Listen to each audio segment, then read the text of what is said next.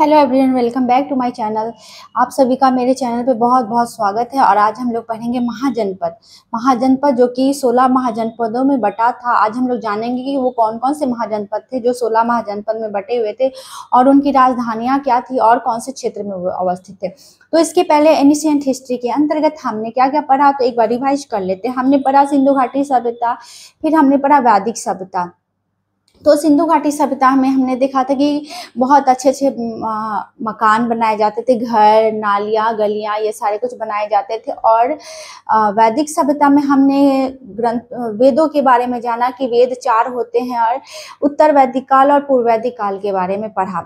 अब हम लोग जानेंगे कि महाजनपद क्या थे। ये उसके नेक्स्ट के बाद का टॉपिक है महाजनपद। और उसके बाद हम लोग पढ़ेंगे महाजनपद के बाद जब इन राज्यों में संघर्ष होगा उसके बाद कौन सा राज्य सबसे ज्यादा आगे तक जाएगा, तो मगध। और उसके बाद हम लोग हर्यक वंश, शिशुनाग वंश, मगध साम्राज्य, ये सारा कुछ पढ़ने वाले हैं आगे के चैप्टर में। तो चलिए शुरू करते हैं महाजनपद। आज का हमारा चैप्टर है महाजनपद। तो 6ठी शताब्दी बीसी में आर्थिक सामाजिक प्रगति ने राजनीतिक जीवन को बदल दिया। हमने पढ़ा था कि 6ठी शताब्दी बीसी आते आते लोहे का खोज हो गया था और सामाजिक आर्थिक जीवन पूरी तरह से बदल चुका था। लोहे के खोज के बाद कृषि पहले स्थान पे आ गया था और पशुपालन दूसरे स्थान पे। नहीं तो पहले पशुपालन पहले स्थान पे था और कृषि दूसरे स्थान पे, लेकिन लोहे की खोज होती है 6ठी शताब्दी बीसी के अंतर्गत। और उसके बाद सब कुछ बदल जाता है। पहले के लोग कबीलों में रहते थे, कबीला से जन बना, जन से जनपद और जनपद से महाजनपद बना। तो एक नजर इस पे डालते हैं कि पहले कबीला, फिर कबीला से जन बना, जन से जनपद और जनपद से महाजनपद बना। भगवती सूत्र और जैन ग्रंथ और बौद्ध ग्रंथ में इसका वर्णन मिलता है कि 16 महाजनपद हुआ करते थे। बौद्ध ग्रंथ और जैन ग्रंथ में इसका वर्णन मिलता है।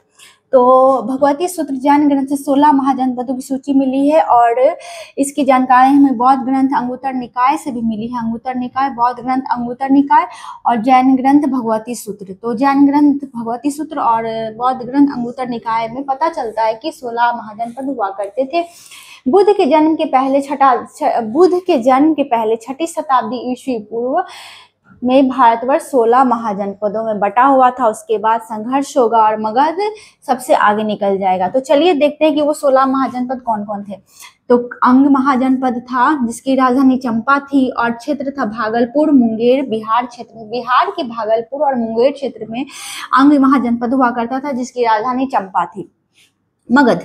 मगध साम्राज्य, जो कि इन सबको मिला के एक अकेला मगध साम्राज्य पूरे भारत में फैल जाएगा, मगध। और इसकी राजधानी थी गिरिव्रज, राजगिरी और क्षेत्र था पटना गया बिहार। काशी तीसरा महाजनपद है काशी, राजधानी थी वाराणसी के आसपास यूपी वाले क्षेत्र में ये था। चौथा था वत्स। अभी यूपी से बहुत सारे टीचर्स आ रहे हैं बन के बिहार में, तो ये वही यूपी है जहां अभी के टाइम में आपको बहुत सारे टीचर्स मिलेंगे। तो और चौथा था वत्स और राजधानी थी वैशाली, विदेह मिथिला और क्षेत्र था वैशाली, मुजफ्फरपुर एवं दरभंगा वाला क्षेत्र में वज्जी महाजनपद हुआ करता था। फिर छठा है कोसल महाजनपद, राजधानी थी श्रावस्ती और फैजाबाद, गोंडा यूपी ही वाले क्षेत्र में था ये। तो अधिकांश हम लोग देखेंगे कि यूपी वाले क्षेत्र में ही महाजनपद फैला हुआ था।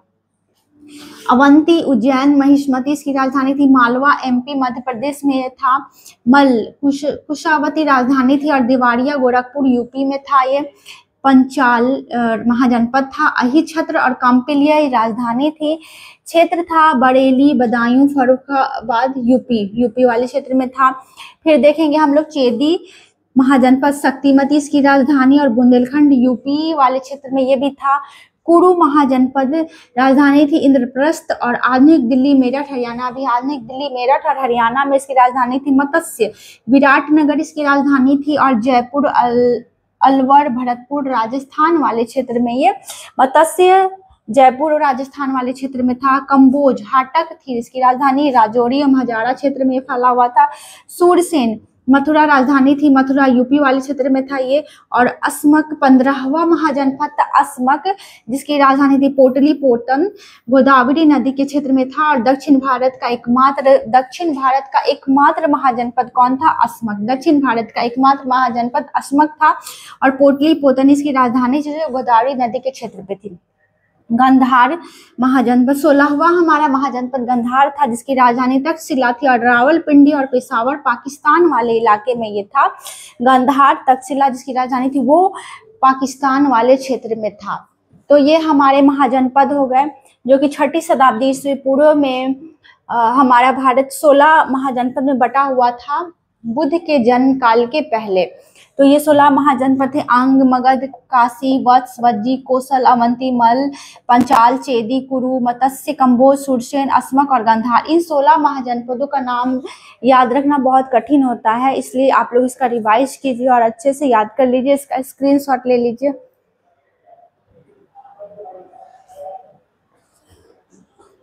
एग्जाम्स में हमेशा क्वेश्चन आते रहते हैं कि 16 महाजनपद का नाम देके उसकी राजधानी कहाँ थी और कौन से क्षेत्र में था। तो एनिशिएंट हिस्ट्री का एक बहुत इम्पॉर्टेंट चैप्टर है महाजनपद। और इसके बाद हम लोग पढ़ेंगे कि कैसे मगध का साम्राज्य पूरे क्षेत्र पे अपना कब्जा जमा लेता है, और मगध का साम्राज्य कैसे इतने सारे महाजनपदों में संघर्ष होगा। और उसके बाद संघर्ष के बाद मगध वाला क्षेत्र जो है बिहार का क्षेत्र, वो इकलौता ऐसा महाजनपद होगा जो कि पूरे क्षेत्र पे अपना कब्जा कर लेगा। और शुरू होगा मगध का साम्राज्य, सम्राट अशोक की कहानी और हर्यक वंश, शिशुनाग वंश। ये सारा कुछ हमें अभी पढ़ना बाकी है एनिशिएंट में, जो कि आगे बहुत ही इंटरेस्टिंग होने वाला है, इससे भी ज़्यादा इंटरेस्टिंग। उसके बाद हमारा एनिशिएंट खत्म होगा तो मेडाइवल शुरू होगा, और मेडाइवल के बाद हमारा मॉडर्न शुरू होगा। और मैंने मॉडर्न हिस्ट्री भी पढ़ाया हुआ है, जिसको जाके आप लोग प्लेलिस्ट में देख सकते हैं, और वो भी अभी खत्म होने वाला है। तो ये हमारा महाजनपद का बहुत इंपॉर्टेंट चैप्टर था, जिसको आप लोग पढ़िए और रिवाइज कीजिए। और उम्मीद करती हूँ कि आपको वीडियो पसंद आया होगा। अगर पसंद आया हो तो please like, share, subscribe. Thanks for watching. Bye bye.